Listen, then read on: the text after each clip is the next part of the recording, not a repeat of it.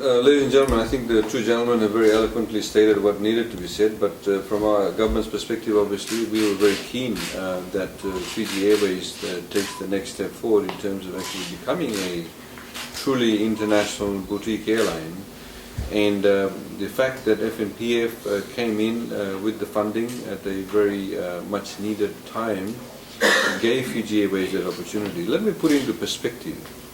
If you look at countries like Singapore, if you look at the way that many of their state-owned enterprises developed, whether it's the airline, whether it's Singapore Airlines, whether it's Changi Airport, whether it's the port development, many of those enterprises that we today see Singapore and has positioned Singapore as a very strong infrastructure based with providing wonderful services, which we all admire, was in fact helped, precipitated by the investment made by the superannuation funds in their infrastructure development.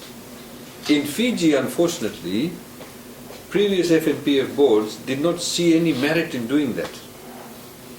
They in fact invested in basically putting up buildings here and there, etc. But the type of investments that have been made in Singapore was not done similarly in Fiji.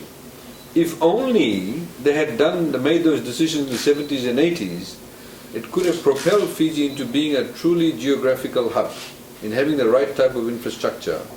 Of course, in countries like Singapore, they've made the investment, they've got out of it, they've made money, they're looking for other opportunities. So we are hoping that this investment, this provision of facility by FNPF, at a very lucrative rate, might I add, to Fiji Airways, will help propel this new way of thinking. Because it's not simply about getting a rate of return, but it's also thinking about how is it going to contribute to the nation. If we're going to have better facilities, better infrastructure, better ports, airports, airlines, it creates jobs. When it creates jobs, those people who get paid also get paid FNPF. So it contributes to the pool of funds that FNPF has. So that electoral type of thinking needs to take root. And unfortunately, as the chairman highlighted, the acting CEO is a lot more diplomatic.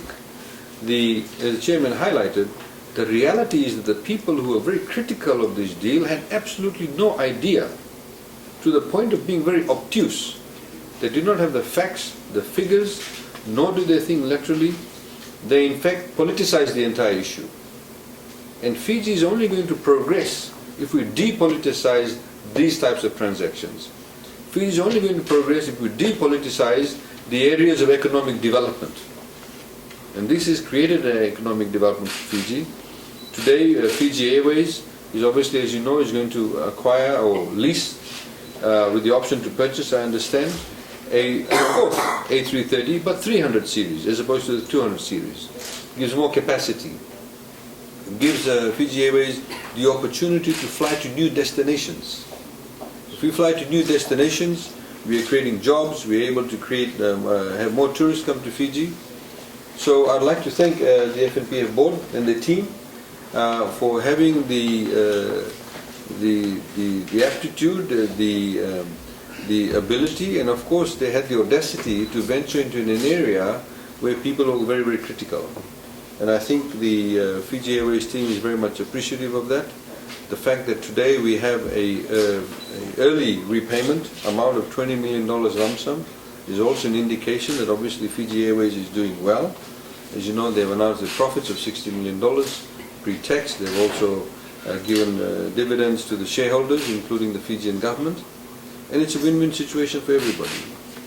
And I hope that those of you, in particular in the media, are also able to look at the bigger picture and able to question people who make this type of criticism, which is really, just something, a voice lost in the wilderness. So thank you once again for the team, the entire team.